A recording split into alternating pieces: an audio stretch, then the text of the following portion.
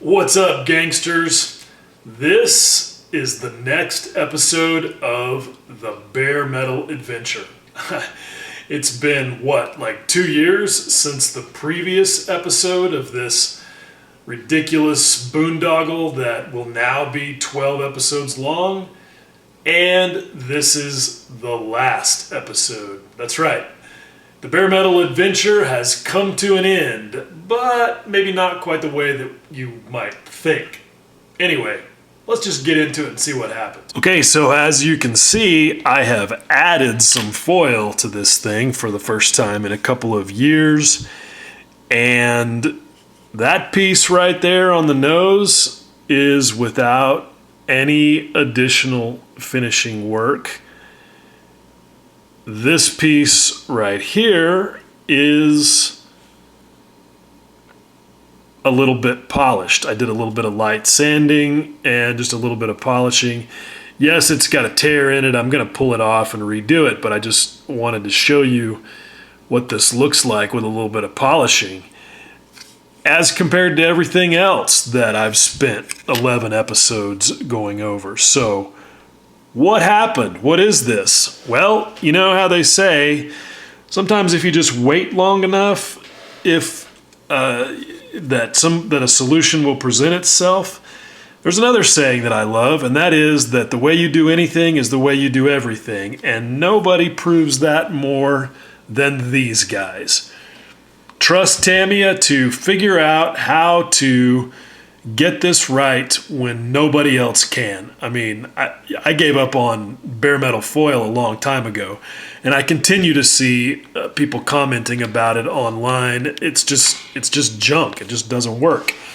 The glue, I mean, if you're just doing a windshield trim, which is really what this is intended for, and it even goes into that in the instructions, then you're not going to see a lot of the issue with glue texture. But if you're trying to do the skin of an aircraft, it's huge, especially if it's at 1/48th scale.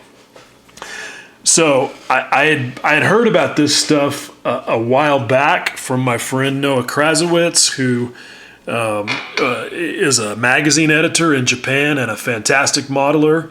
And I only just recently was able to get my hands on some of it. Actually was able to order it from a place here in the United States. And this was arrived on my doorstep for about, I think it was like 11 or 12 bucks. It was like $7 for the foil and about $5 in shipping. And what you get is two pieces that are this size, so about 4 by 6 inches. When you compare it to a package of bare metal foil, which is the same price, you get about 30% more with bare metal foil, just looking at it visually. But again, bare metal foil is junk, so it's not really even relevant. I just, I was skeptical because the glue texture thing has been such an issue, but there it is. I mean, I instantly knew that I had something. Now, let me make it clear. One thing that I learned is that this surface of this Eduard plastic is not as smooth as I thought it was. I never really paid much attention because I was not getting any glue texture with this thicker foil. When I put my first test piece of this stuff on this side, I was like, well, there's still a little bit of texture. And then I started looking really close, and I was like, wait a minute. There is actually, and hopefully it'll show up on camera, there is actually some texture in this plastic. It's very minimal because Eduard is a great company. They spend money getting their tooling into the best possible condition. But when you do EDM mold, when you burn a mold cavity using EDM, electrode discharge machining, it's gonna leave a little bit of a grain. And the only way to get rid of it is to polish the tool. But they didn't do that because they had the grain so fine. So I thought, well, let me do an experiment and see if the texture I'm seeing in the test piece is glue or it's the texture in the plastic. So I went over to this side and I just did a pretty cursory sanding of this area and then put the foil on, and I immediately saw a difference, and that settled it. The same thing here on top. I'd already done a lot of sanding on this area because I had to deal with the joint between the fuselage halves, and so that's all sanded, primed, pretty smooth. And I was like, okay, well, let's do the acid test. The acid test is to put it on something that you know is perfectly smooth, like this piece of clear acrylic. This is smoother than anything any of us will ever deal with in scale modeling, period. And the question is, how does the stuff that's still on the sheet look compared to a piece of it that's stuck to this clear Lexan? And there you go. You can see it is essentially indistinguishable. Let me see if I can get an even better angle. Let me drop this piece that's on the sheet so that you can really get a good look at this. Hopefully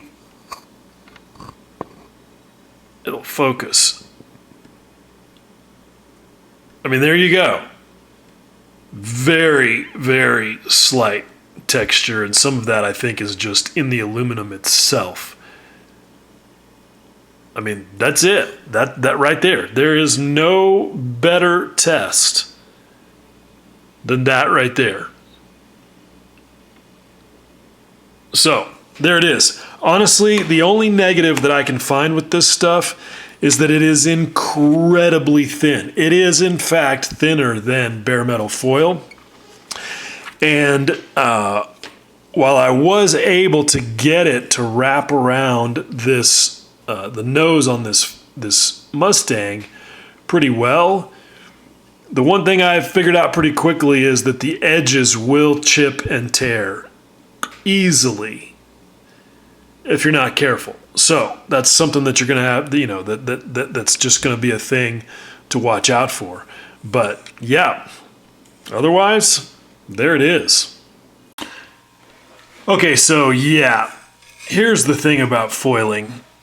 You can work for nearly an hour and get it wrapped all the way around a compound curved section like that and have it looking pretty good, and you're feeling pretty good about it.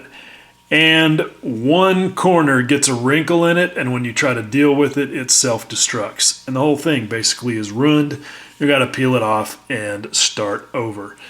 As a friend of mine said when I showed him this, yeah, successful foiling is really about how much pain you can tolerate. Honestly, I don't know. I may be done tolerating it. This thing was only ever supposed to be a mule, and we're 12 parts in? And I have put so much work into this thing, but honestly, I'm sick of it, and I don't know if it's ever going to make me happy, and it might go in the trash can before this weekend is over. I don't know. Anyway, one thing I forgot to mention in the previous clip is that with this stuff, when you are peeling it off, because it's so thin, it has a tendency to curl very easily. And let me demonstrate with a skinny little piece here. Because if you're going to use this for something like windshield trim or something, you're probably going to work with a skinny little piece. So, okay, so once you get the edge of it lifted up from the backing paper, there's a tendency to just want to grab it and yank it right off of there. Don't do that because it will curl up. If you peel it back on itself, it'll be worse. So what you got to try to do is, and I generally have enough more than the area I've got to cover that I can do this, is grab the end of it, maybe,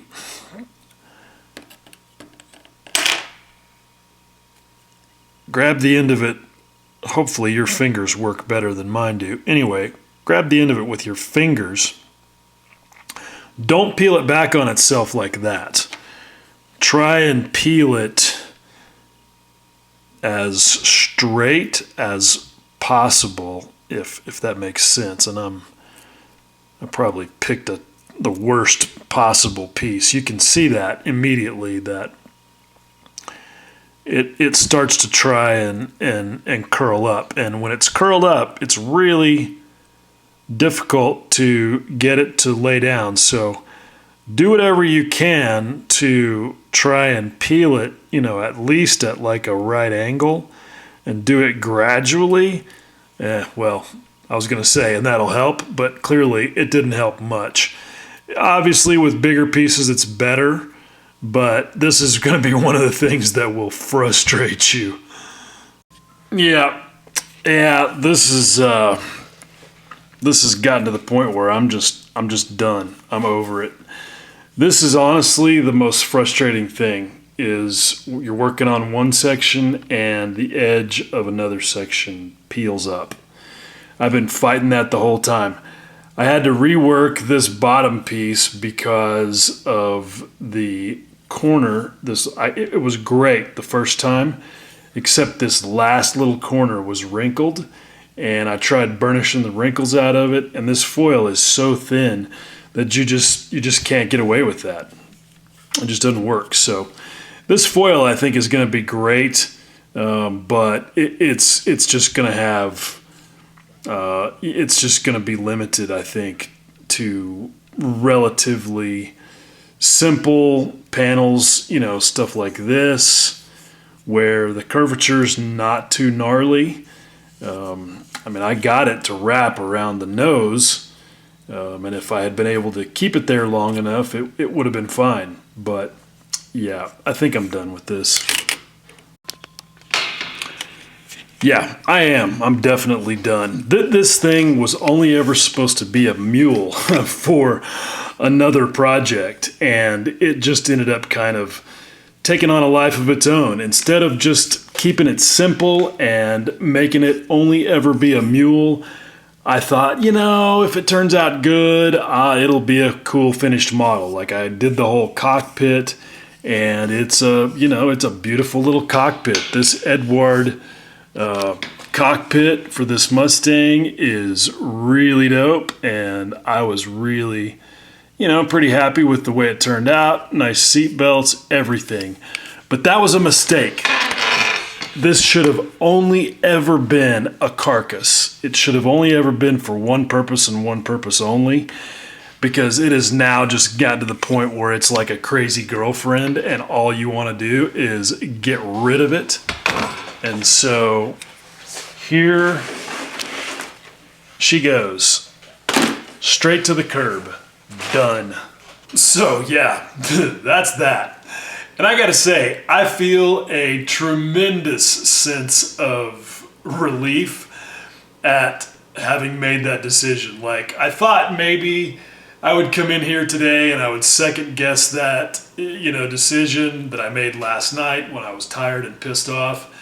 But nope, I'm looking right there in the trash can, and I feel no inclination whatsoever to reach in there and pull that thing out.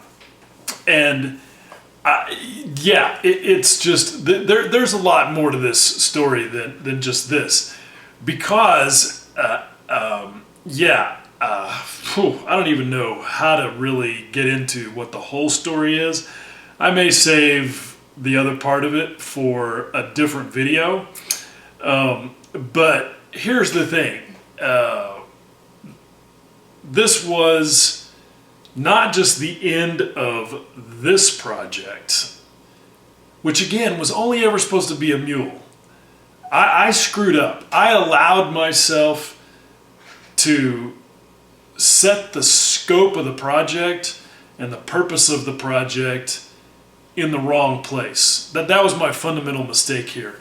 Instead of just saying, okay, this is only ever going to be a test mule, all I need are the outside surfaces of a fuselage to try this out on, I was like, well, if I'm going to do it, maybe, because it might turn out good, maybe I should do an aircraft I really love. Oh, look, Eduard just released their new P-51D and 148th, and I don't really want to build that, but this would be a good excuse to. And then I got into like, oh, this cockpit is really cool, and I really need to do this right because, if I get down the road and it looks good and I didn't do the cockpit, I'll be mad. So basically, I just, like I said last night, I fell down a rabbit hole of my own construction. I imprisoned myself in my own cage, and I just allowed it to have a life that it didn't really need to have in order to meet the goal that I set for myself, which was very simple: solve the bare metal foil texture problem. That's all it was ever supposed to be. And so it kind of sucks to throw this away, because I did. I put a stupid amount of work into it. I spent a lot of time on that cockpit. I'm really proud of it. I spent a lot of time on the wings, filling in all those panel lines and getting it ready for paint. And under any other circumstances, it'd be pretty neat. But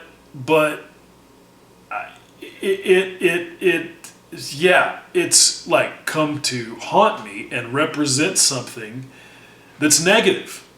Like, it doesn't make me happy. And somebody asked me in Facebook in SMCG today, when I said that I was throwing this thing away,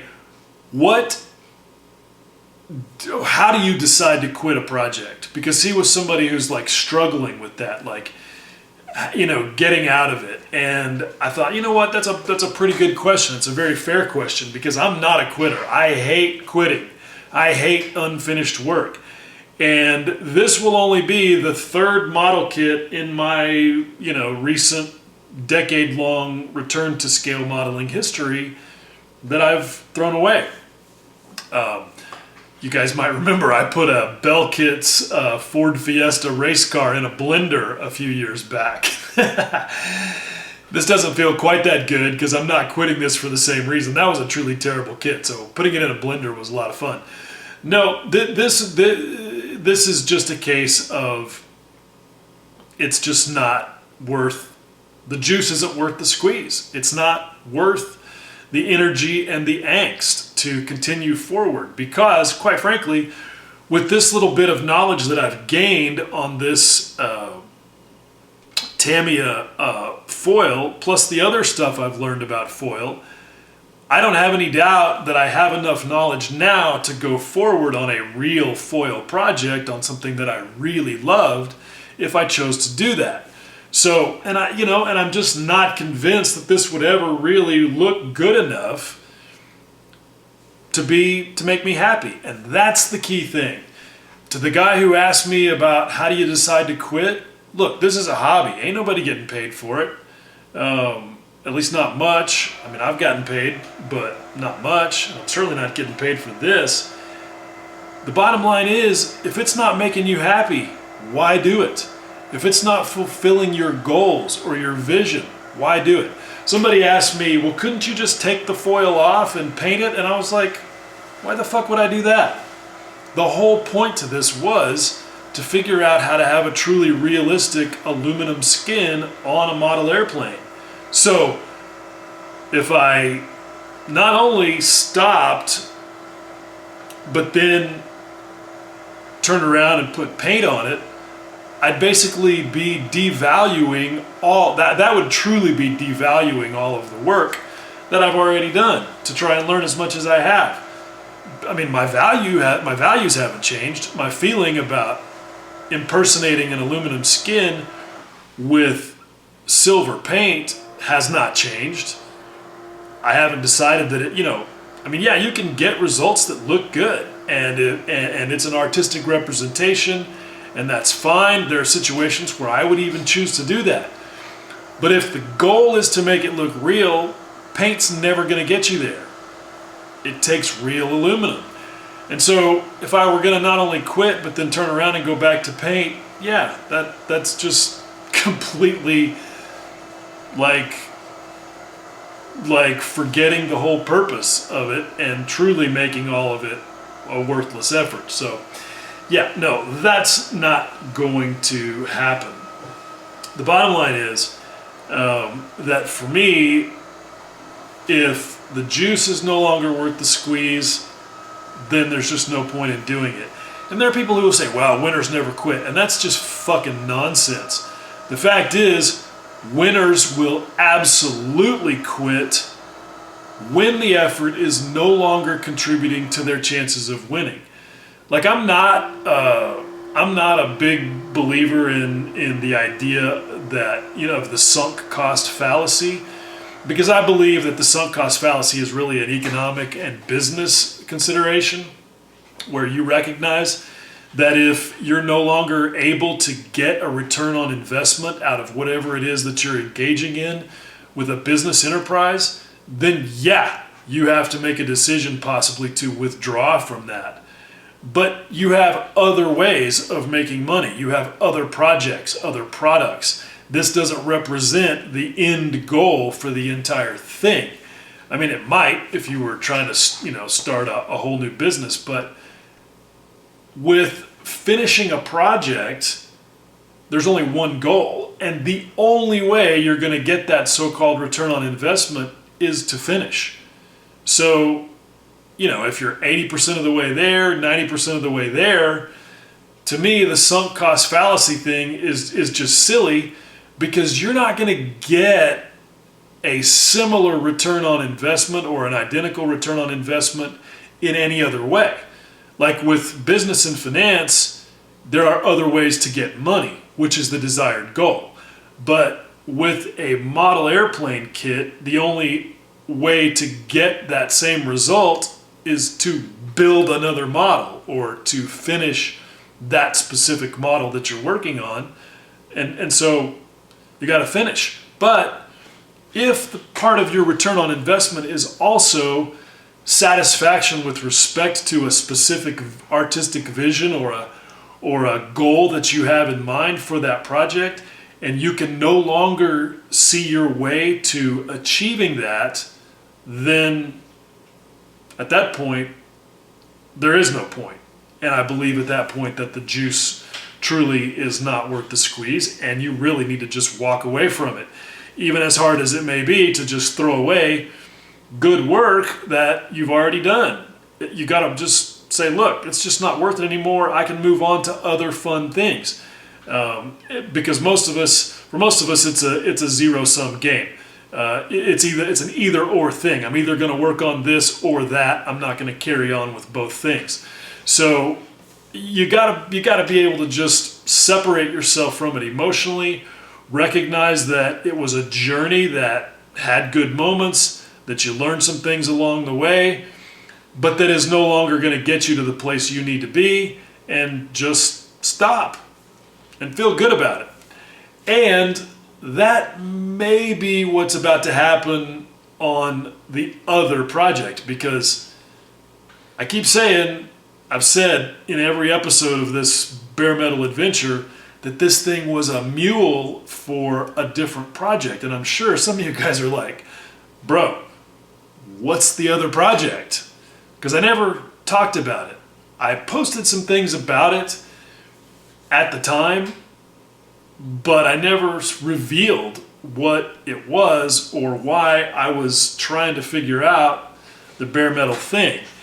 And I was going to talk about it in this video and like show you, because I did actually bank some video and some photography for the other project, because at the time I thought I was going to finish it. But that's in question now. And I can't say all that without showing you at least something about what it was. So hang on. Yeah.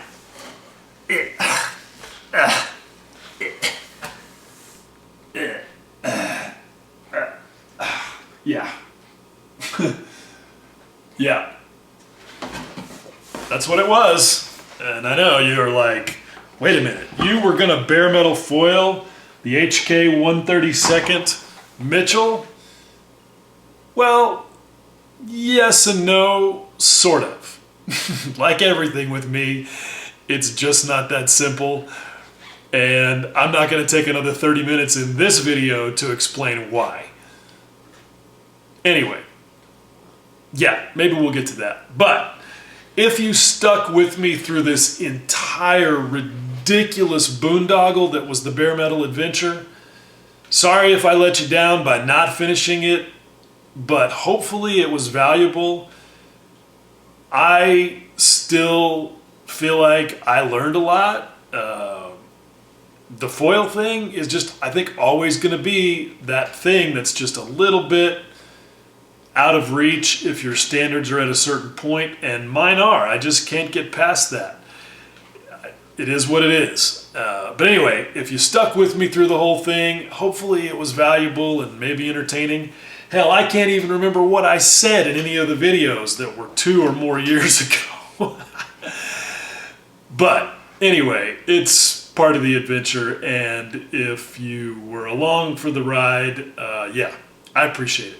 And as always, much love.